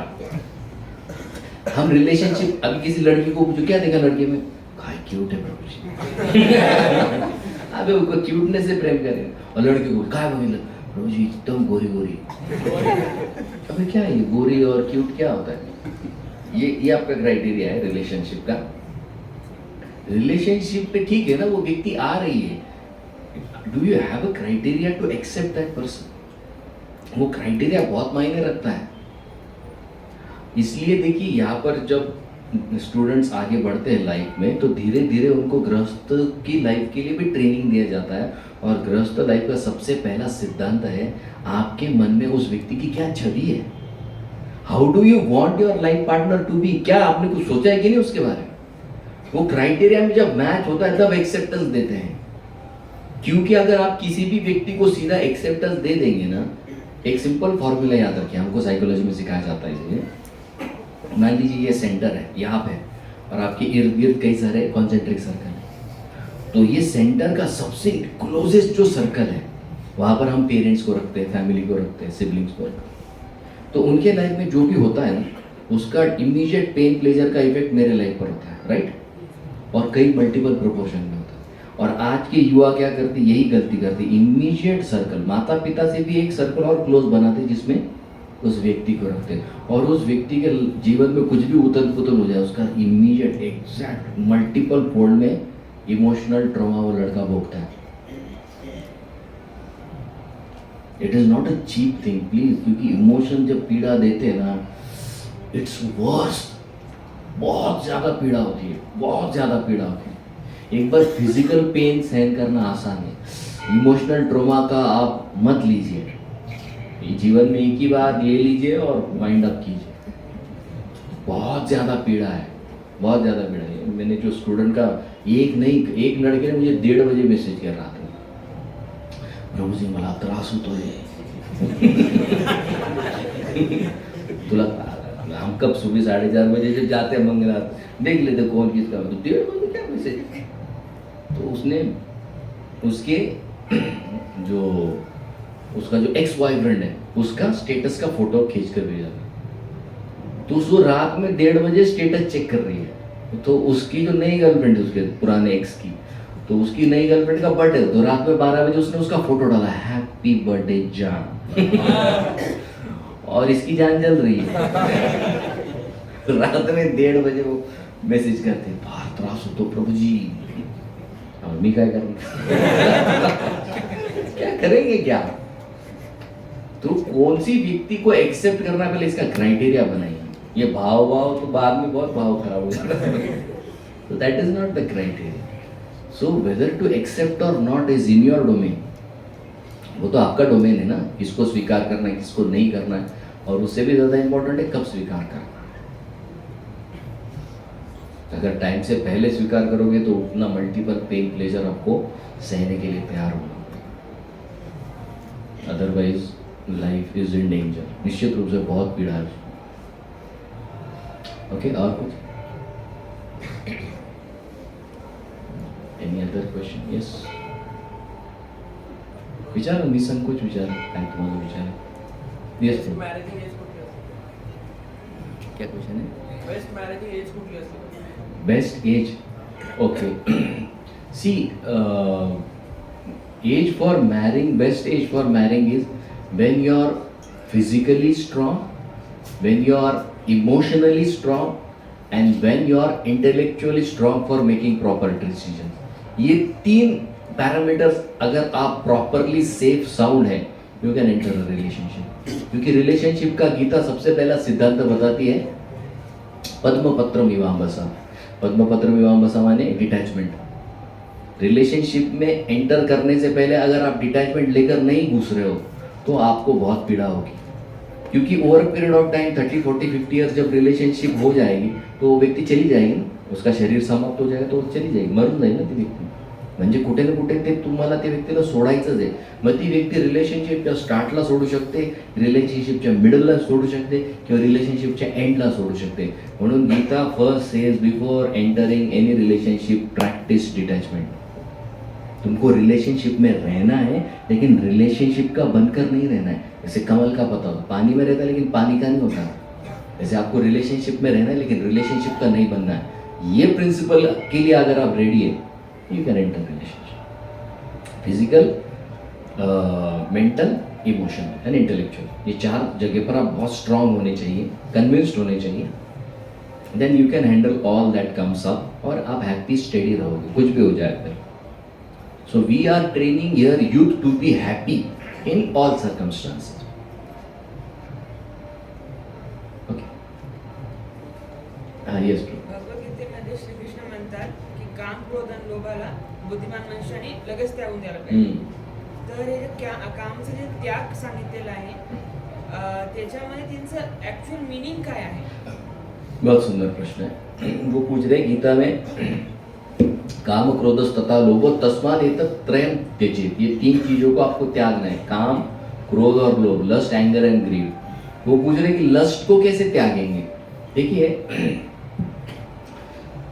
कृष्ण तो गीता में स्वयं बोले ना कि लस्ट धर्माविरुद्ध भूतेषु कामोस्मि, वो लस्ट मैं हूँ. धर्म के विरुद्ध जो लस्ट नहीं है वो कृष्ण स्वयं है. तो कृष्ण क्लियर इंडिकेशन दे रहे हैं कि लस्ट जो है वो यूटिलिटी बेस्ड है. अगर लस्ट नहीं है तो आप या हमारा जन्म हुआ होता क्या?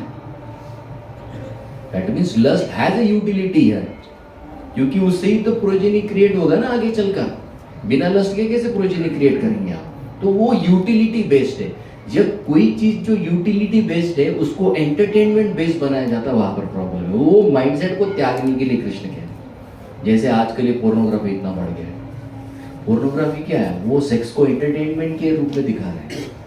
Okay, Krishna says that is wrong, that will cause great havoc in your life. क्योंकि लस्ट कैसी एक फ्लेम की तरह है, जब वो धर्म के दायरे में रहती है तो वो प्रोटेक्टेड रहती है, लेकिन वही फ्लेम को अगर बड़ा कर दो तो पूरे घर को जला कर रख कर. So lust when it is kept in proper coating of varna and ashram dharma, it will help you flourish in life. लेकिन वही आप उसको बड़े फ्लेम पे कर दो, वो तो आपको भी जला देगी, आपसे कनेक्टेड सभी लोगों को जला कर रखा. ओके, तो एंजॉयमेंट प्रोपेंसिटी का त्याग बोला है वहां पर, क्योंकि काम तो यूटिलिटी बेस्ड है. ओके, और कुछ किसी का कोई question? Yes bro. Lust, greed, all these emotions are too strong for us to understand when they are entering to us. So how to tackle? Please repeat कीजिए. Lust, greed, these emotions, they are very strong. हाँ. So when they will enter in our life, when they will create havoc, we cannot understand our level. So They have already entered. They have already entered our lives. So what? How बचपन में देखिए ना, छोटे बच्चों एक दूसरे का खिलौना ले लो आप, गुस्सा नहीं आता है क्या बच्चे को? वो सामने वाले को छीनता है, झपटता है, मारता है, वो खिलौना छीन लेता है. ये क्या है? ये भी तो लोभ ही है ना, तो ये तो कब के प्रकट हो चुके हैं हमारे अंदर। ओके, अभी मुझे क्या करना है, समझना है कि कहाँ पर लोभ है, कहाँ पर काम है, और उसको कैसे टैकल करना है वो सीखना है। तो ये जो सेशंस हम लेते हैं यहाँ पर यही बात हम आपको सिखाते हैं कि ये इमोशंस को कैसे हैंडल करना है। वो हैंडल करना सीख गए, then you are happy in your life under all circumstances. But ये बात जो आपने कही बहुत सही है कि ये तीनों के तीनों इमोशन बहुत ज़्यादा स्ट्रांग है, इसलिए खुद को इन तीनों इमोशंस से सेफगार्ड करना है, प्रोटेक्ट करना है आपको, वरना फिर इनसे भयानक कुछ नहीं।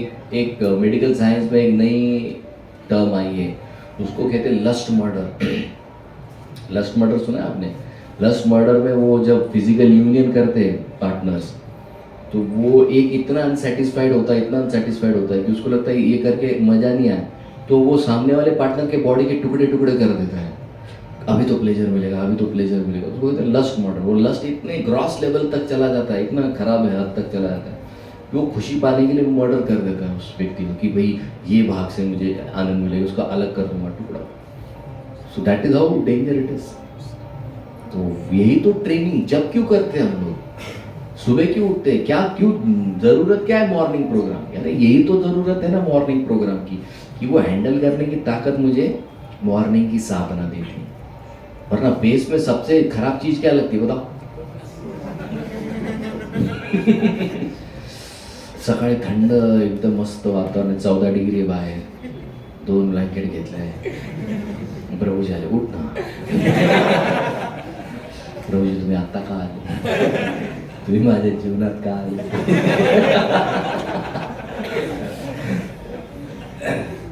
बट वही चीज हमें आगे फायदा देने वाली है, इसमें कोई डाउट नहीं है। वही चीज हमें हेल्प करेगी, वही मॉर्निंग साधना।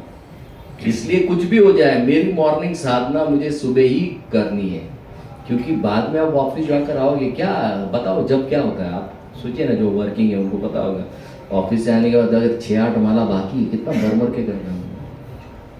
भगवान को भी दया की जाओ दे यार, झोपून घेतो है कि नहीं? सिंपल है ना। तो वो सुबह ही कर लो भाई, वो ताकत भी मिल जाती है, दिन भर हैंडल करने की शक्ति आ जाती है। तो मॉर्निंग साधना नो कॉम्प्रोमाइज, उसकी आदत लगानी, और ये आदत का ही हिस्सा है। भले आज आपको कितना भी खराब है, सुबह उठना पड़ता है।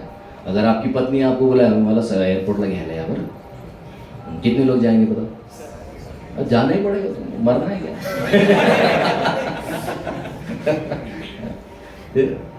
जाना ही पड़ता, करना ही पड़ेगा। तो वहाँ करते तो भगवान के लिए क्यों नहीं? भगवान के लिए क्यों नहीं?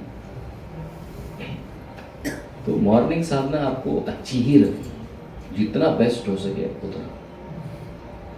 ओके, और कुछ? Yes bro. हरे कृष्ण। अरे डिस्ट्रैक्शन बहुत स्ट्रांग है, तो मतलब ज़्यादा समय के लिए साधना करने के बाद, चैंटिंग करने के बाद भी डिस्ट्रैक्शन ये होता है कि मतलब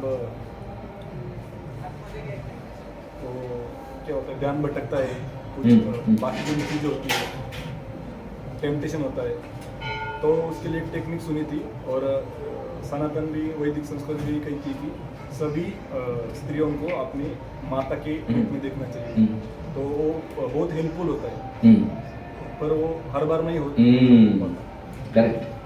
तो उसको मतलब कैसे डेवलप करें? तो उनका क्वेश्चन है कि भाई अगर लस्ट का इश्यू है, तो शास्त्र बताते हैं कि हर स्त्री को माता की नज़र से देखिए। देखिए, ये जो कॉन्सेप्ट है आपको कौन से साल में पता चला? कि हर लड़की अभी पता चला। ओके, उससे पहले क्या प्रैक्टिस है?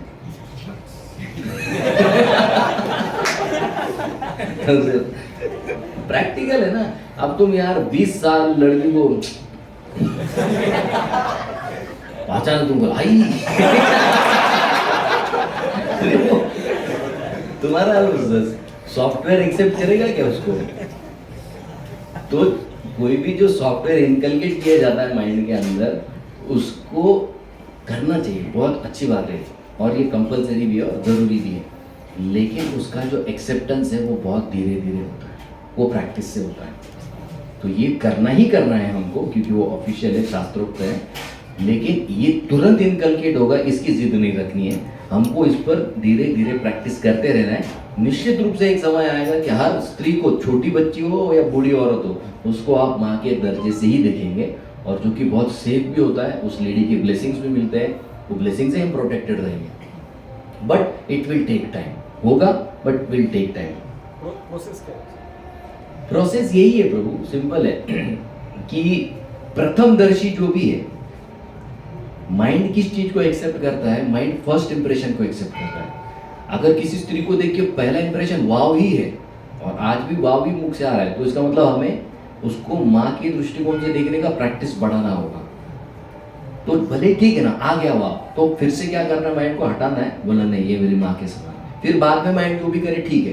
तो जब मैं उसको हटाकर वो दूसरी चीज की प्रैक्टिस करता हूँ, तो धीरे धीरे वो प्रैक्टिस नीचे उतरती है, और एक पीरियड आएगा कि आप वाकई में उसको रियलिटी में अनुभव कर पाओगे कि यार नहीं, ये इतनी सुंदर है, अगर मैं इसके गर्भ से जन्म लेता तो मैं भी इतना सुंदर होता। तो वो आएगा, उसको सिंक करने के लिए आपको टाइम देना पड़ेगा, प्रैक्टिस करें। तो प्रैक्टिस कैसे? आ भी जाए कोई गलत, तो उसको फिर से क्लियर कीजिए और रिपीट कीजिए। आपका जो भी नया स्टेटमेंट है, she is like my mother, I respect her like my mother, तो वो जब जितना रिपीट करेंगे वो इनकलकेट सिंक होगा, और फिर एक दिन जो नेचुरल आपका वो टेंडेंसी बन जाएगा। इट टेक्स टाइम, बट होता है, और वो निश्चित रूप से बहुत हेल्पफुल है। ऑफिसेस मध्ये आपले कलिग सगळे लोक तसेच असते, आपले सगळे लोक सारखे नाही, आपण तर असोसिएशन मध्ये सगळ्या लोकांची वृत्ती तर तशीच आहे बघण्याची, बरोबर, आणि ते लोक पण डिस्कस तसंच करतात, बरोबर, आपलं माइंड तसं डिस्ट्रॅक्ट, आपण कितीही Correct, प्रयत्न correct. केलो कारण आपल्या कानाला श्रवण तसंच होतं, राईट। तर अशा केसमध्ये आपण कसं अवॉइड केलं पाहिजे? तिथे सिंपल आहे, मिनिमाइज असोसिएशन। तुम्ही असोसिएशन टाळू नाही शकणार, but the best way is minimize it as much as possible. ते जितकं कमी ठेवू शकता तितके तुम्ही सेफ राहा, कारण त्यांच्या असोसिएशनमध्ये राहिला तर तुमची एनर्जी ड्रेन होईल, आणि एकदा तुमची एनर्जी ड्रेन झाली की त्यांची एनर्जी आपल्यात इन्फिल्ट्रेट होते। So best is avoid as much as possible, as much as तुमचं जे काही लिमिट असेल, आणि ते होतं, ते होऊ शकतं अवॉइड करणं। मुद्दा कुठे येतो? मला आवडतं, somewhere at the back of the mind I like it, that is why morning sadhana comes into picture. कारण मॉर्निंग साधना आहे बघा, मॉर्निंग साधना करताना सगळ्यात पहिले लस्ट वरती काय येते? कारण mind is filled with lust as of now, म्हणून त्या असोसिएशन मधनं बाहेर पडणं मुश्किल काय? कारण मला त्यांच्याबरोबर राहावं लागतं म्हणून नाही, because my mind is lusty, it's as simple as that. So let's not blame them, तो गेम माझ्या हातात आहे। माझ्या हातात काय? जे खूप अवॉइड करू शकतो ना, जिथे गरजेचं नाही तिथे नाही जाणार मी, पार्टीला जायची गरज नाही, आणि सगळ्या ठिकाणी थोडी तुम्हाला बोलवणार आहे येच नाही, ते गप्पा मारताय ठीक आहे, मी आलो, तुम्ही करा कंटिन्यू, जाऊन फिरून यायचं। There are many ways, point is are we ready for that? त्याच्यासाठी एकदा मन तयार झालं तर नो बॅरियर। जसं आपले गौर गोविंद प्रभू आहे, तुम्हाला माहिती आहे गौर गोविंद प्रभू? गौर गोविंद प्रभू सिंगापूरला होते IT कंपनीत। आता त्यांचा मालक चायनीज होता, त्यांचा मोठी पार्टी होती, आणि त्या मालकाला माहिती की हरे कृष्णवाला काय खात पित नाही, पण त्या दिवशी त्यांचं प्रमोशन झालं, मोठी पोस्ट मिळाली, पार्टी दिली प्रभूजींनी पार्टी दिली। आता ते कुठे चाललंय? तिकडे सिंगापूरमध्ये 5 स्टार हॉटेल, पैसा सगळं झालंय, मित्र हे का ते का, मुली सगळं, आणि त्यांच्या मित्रांनी त्यांना खूप आग्रह केला की तू आज दारू पीच। तर त्यांचा बॉस आला तिथे, त्याला लक्षात आलं की असं फोर्स करताय, तर तो बॉस आला, मग सगळे थोडे लगेच सेटल झाले, कारण बॉस आला आणि मग बॉस यांना बाहेर घेऊन गेला, म्हणजे खबरदार जर तू दारू प्यायली तू हरे कृष्णवाला आहे। तुझं बॉस सांगतो, त्याचा बॉस एकदम हायर ग्रेडचा माणूस होता, खाना पिणं, विचार करा, तो माणूस त्याला सांगतोय का त्याला कळतं की मी जे नाही करू शकत ना हा करू शकतो। तर त्याने म्हटलं खबरदार तू थांबला, म्हणजे तुला त्याला काय द्यायचं ते पाहतो, तू निघून जा म्हणजे त्याला सुद्धा कळत होते point is my mind ready for this. आणि हे तेव्हाच होईल जेव्हा मला हे कळेल की ह्युमन लाईफ किती रेअर आहे, आणि ह्या गोष्टींमध्ये ह्या लोकांसाठी मी त्याला बेस्ट नाही करू शकत। म्हणून रोज श्रवण करणे खूप गरजेचं। काय श्रवणातूनच मला कळतं त्यांच्या श्रवणात मला काय कळतं, sex is the top most enjoyment. पण भागवतच्या श्रवणाने कळतं की नाही यार, हे तर सगळ्यात लोएस्ट एन्जॉयमेंट आहे, याच्यावरतीच खूप काही आहे.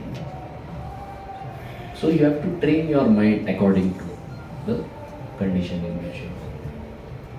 ओके, और कोई? Yes bro.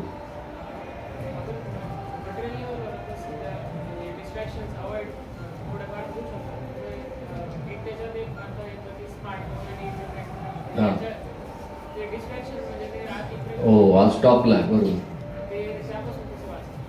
सिम्पल आहे. बघा, स्मार्टफोनमध्ये काय बघता तुम्ही? इंस्टाग्राम. ओके, अजून? यूट्यूब. कुठले लेक्चर? यूट्यूब नाही, तुम्ही चांगलेच बघत आहात. Okay, Instagram, Facebook, Twitter, YouTube, हे जे काही आहे. बरं मला सांगा, हे तुम्ही डेली वापरल्याने काय होतं? सगळ्यात पहिले काय होतं? टाइमपास होतो. त्याच्यावरती काय होतं? सगळ्यात मेजर डॅमेज कुठे होतं ते सांगा. येस. आणि त्या ॲडिक्शन मध्ये पण कुठलं ॲडिक्शन जास्त आहे? जिथे ते अंगठे दाखवतात ना, 35, 40, 100, 1000, ते जे अप्रिसिएशनची तुम्हाला जी सवय लागते ना, ते काय होतं जेव्हा तुम्ही तुमचे फोटो टाकतात. जसं मी 4 महिन्यापूर्वी आम्ही वृंदावनला गेलो, तर काही मुलं होते. एक नवीन मुलगा होता माझ्या शेजारी बसला. तो मी वाचत होतो पुस्तक आणि त्याने मोबाईल घेतला आणि खाली असं फोटो काढायचा. खाली कुठे चालला? मग माझ्या शेजारी दुसरा एक मुलगा, त्याला म्हटलं खाली काय करता? नाही म्हणे प्रभूजी, त्याला स्नॅपचॅट म्हणतात. तो त्याच्या गर्लफ्रेंडला खालून फोटो काढून टाकला. त्याला माहिती प्रभूजी शेजारी तू खालून तो तो मिनिटाला काय करत होता, तिला फोटो पाठवत होता. असं आहे, इकडचं तिकडचं, हे ते. आता याच्याने काय होतं, तुम्ही सेल्फ ॲब्झॉर्ब किती आहे, तुम्ही सेल्फ ॲब्झॉर्प्शन किती वाढवताय की मला असं मिळालं तरच मी हॅपी, मला कोणी वाहवा केलं तरच मी हॅपी, मला समोरच्याने काहीतरी पॉझिटिव्ह फीडबॅक दिला तरच मी हॅपी. अरे ही माइंडसेट कुठेही चाललाय, कुठे घेऊन चाललाय. आणि मी खरं सांगू, ते इतकं भयंकर आहे. एका मुलीने तर सुइसाईड केली का, सिम्पली बिकॉज चुकून तिच्या बॉयफ्रेंडकडनं आशाच्या जागी असा आला. आशाच्या जागी आता ते घाईत काही वेळेला होतं ना, टाईप केला गेला त्याच्याकडनं. तो तिने पाहिलं तर तिला वाटलं की असं कसं करू शकतो हा. त्याने संध्याकाळी बाटली घेतली. Can you imagine? Reality, this is what is happening. म्हणून सोशल मीडियाचा सगळ्यात मेजर डॅमेजिंग फॅक्टर काय, तुम्ही इतके सेल्फ ॲब्झॉर्ब्ड होता, इतके सेल्फ ॲब्झॉर्ब्ड. आणि जितके सेल्फ ॲब्झॉर्ब तितकं तुमचं लाईफ पुढे घातक आहे. कारण तुम्ही दुसऱ्यांचा विचारच करू शकत नाही, आणि दुसऱ्यांचा विचार केल्याशिवाय तुम्ही सुखी होऊ शकतच नाही. हा निसर्गाचा नियम. एक दाणा टाकल्यावर गव्हाचं किती दाणे येतात वरती? नियम काय? एक द्यायचं. नियम काय? कमी द्यायचं आणि जास्त घ्यायचं, की जास्त द्यायचं आणि कमी घ्यायचं? नियम निसर्गाचा काय? द्या, देणे. जसं एक दावलं तर 10 दिलं. तर निसर्गाचा नियम काय? Give more, give more, give more. When you give more only then you will be happy, otherwise you will never be happy. And social media doesn't allow you to do like that. ते तुम्हाला एवढं self absorb बनवतं की तुम्ही तिथंच संपता, तुम्ही त्या शेलमधनं बाहेरच नाही येऊ शकत. आणि मला खरं सांगा ना की तुम्ही 10 दिवस नाही वापरलं सोशल मीडिया, काय फरक पडतो जगाला? काय फरक? तीळ मात्र फरक पडतो. तीळ मात्र कळतं. तीळ ज्या गोष्टीने जगाला फरक पडत नाही, तुम्हाला काय एवढा फरक पडतो? कारण तुम्ही सेल्फ ॲब्झॉर्ब्ड आहात. हा इफेक्ट आहे त्याचा डॅमेजिंग, जो आत्ता तुम्हाला नाही लक्षात येणार, कालांतराने लक्षात येणार. So really you have to be very very cautious, very very cautious. मी तुम्हाला स्टॅटिस्टिक्स सांगतो. आजचा India today is the largest consumer of pornography, largest paid consumers of pornographic content are in India, and that youth age group from 12 to 25 सगळ्यात जास्त आहे. आणि तुम्हाला shocking news देतो, त्या ग्रुपमध्ये सगळ्यात जास्त मुली आहेत. म्हणजे तुम्ही विचार करा, मुली आतमध्ये किती जळत आहेत. अशी डोकी घेऊन अशा मुली तुम्हाला प्रपोज करायला तुमचं काय होणार? तुम्ही जर म्हटले ती जास्त भाव देईल तुम्ही तर मेलेच. तिचा भाव कशासाठी? तिचा भाव फक्त तुमच्या शरीरासाठी. आणि एकदा ते भोगलं गेलं की मग टिश्यू पेपर सारखं तोंड पुसून तुमचा कुठे डस्टबिन मध्ये तर तुमचा रस्ता. This is statistics, this is India.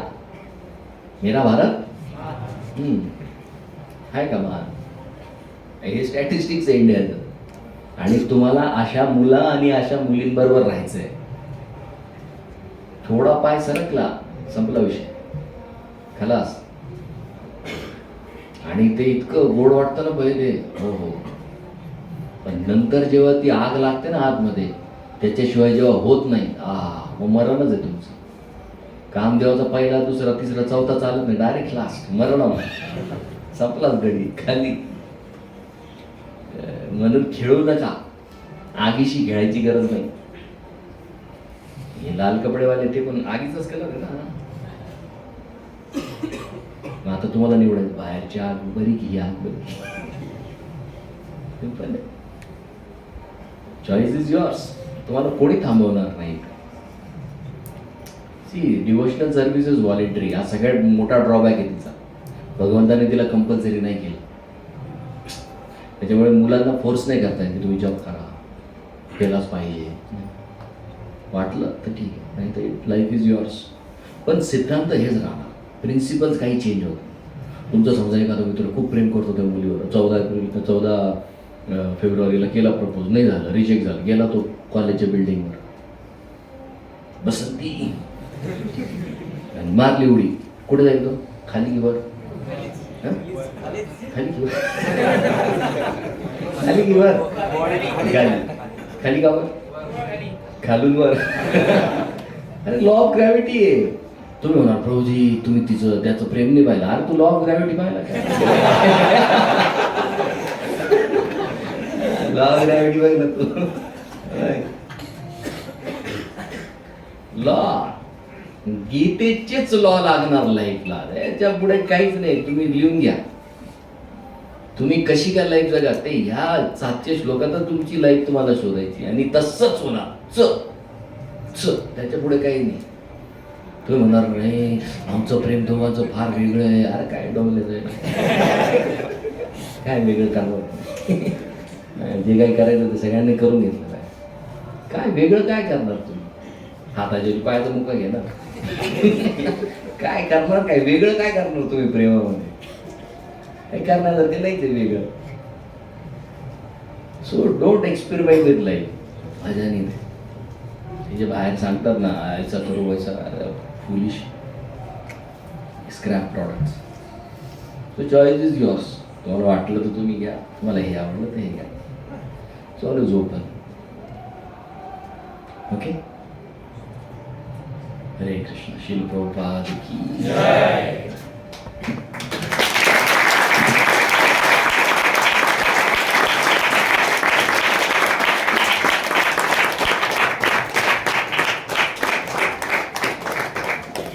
हरे कृष्ण. हरे कृष्ण. तो श्रीमान सुकुमार गौर प्रभु जी ने बहुत ही सुंदर तरीके से ओवरकमिंग डिस्ट्रैक्शन, इसके ऊपर जो कि मेजर डिस्ट्रैक्शन जो नौजवानों में देखा जाता है, और उसी के ऊपर प्रश्न बार बार घूम के वही आ रहे थे. तो प्रभु जी ने बहुत ही अच्छी तरह से समझाया. एक मुझे तुकाराम महाराज जी का अभंग याद आ रहा है. तो पता था तो तुकाराम महाराज जी के बहुत ही प्रैक्टिकल है. जो सिंसियर सीरियस बनना चाहते हैं उसके लिए तो बहुत ही ज़बरदस्त है. तो वो कहते हैं कि साधकाची दशा उदास असावी, उपाधि नसावी अंतर्भाई. हम सब साधक है.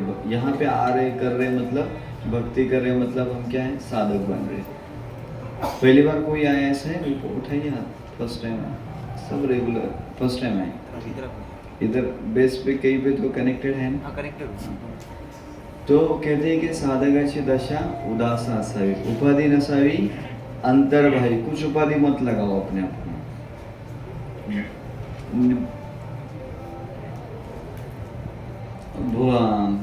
लोलुपते निद्रते जिनावे, भोजन करावे परिमित. वो कह रहे कि इंद्रियों को संयम रखते हुए भोजन कम करना चाहिए. अभी पाव भाजी भोजन करावे परिमित. एकांती लोकांती स्त्रियांशी, प्राण गेल्याचा वचन बोलू नये. ये क्या बोल दिया भाई.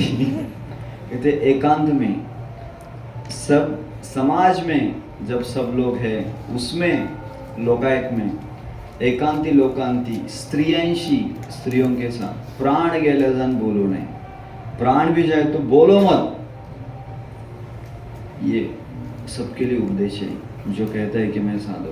प्राण गेल्याजान बोलो नहीं. तो फिर क्या करना है. कहते कि संग सज्जनाचा उच्चार नामाचा. संग किसका करना चाहिए.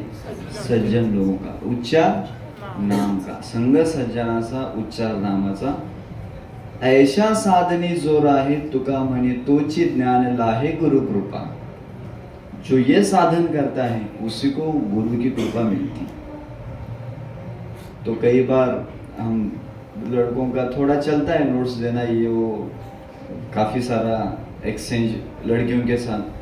या घंटी बजनी चाहिए तुरंत नहीं. क्या बताया. एकांती लोकांती स्त्रियांशी प्राण गेल्याजान वचन बोलो नहीं. लड़कों के साथ ही अपना जहाँ तक वो संबंध बनाए. कहाँ लड़कियों के साथ ये वो सब देखा ना वीडियो प्रभु जी ने दिखाए. बकवास, सब टाइम पास है. ये जो जिंदगी मिला बहुत ही कीमती है. इसका आदर करो. वापस मिलेगी नहीं मिलेगी, मिलेगी तो ऐसा परिवेश, ऐसा वातावरण, ऐसी रुचि और इस तरह का माहौल भक्ति में उत्थान के लिए. इस तरह से पता नहीं हमारी इच्छा होगी या नहीं होगी. बहुत ही रेयर है ये, समझ लो इसको. तो इसलिए ये हर एक के लिए लागू होता है. ये पालन करेगा तो ये थर्ड क्लास प्रॉब्लम जो है ना, ये बहुत दूर भाग जाएंगे. यदि सिद्धांत को पकड़ोगे तो. सिद्धांत को नहीं पकड़ोगे तो गिरना पड़ेगा बार बार. क्योंकि गिरावट पहले चेतना में ही होती है. Fall down starts from consciousness. तो उधर ही घंटी. तुरंत नियम क्या है, नहीं बोलना सीरियसली ऐसे. तो इस तरीके से बहुत सारे डिस्ट्रैक्शन रहेंगे जीवन में. ऐसा साधु संग मिलेगा. प्रभु जी ने प्रैक्टिकल सारे जगत के कई तरह से उदाहरण देके बहुत सुंदर तरीके से हमको समझाया. तो हमको इसको गहराई से लेना पड़ेगा. तो ये हम लेंगे तो जरूर हमको इसका लाभ मिलेगा. ठीक है. तो प्रभु जी को हम धन्यवाद देंगे. एक बार हरे कृष्ण महामंत्र बोल के हरे कृष्णा कृष्णा कृष्णा हरे हरे, हरे राम राम राम हरे हरे. हम प्रभु जी को जरूर भविष्य में और कभी ऐसा अवसर मिलता है तो जरूर प्रभु जी को हम बुलाएंगे और इस तरीके से उनका मार्गदर्शन लेते रहेंगे. बहुत बहुत धन्यवाद प्रभु जी. हरे कृष्णा.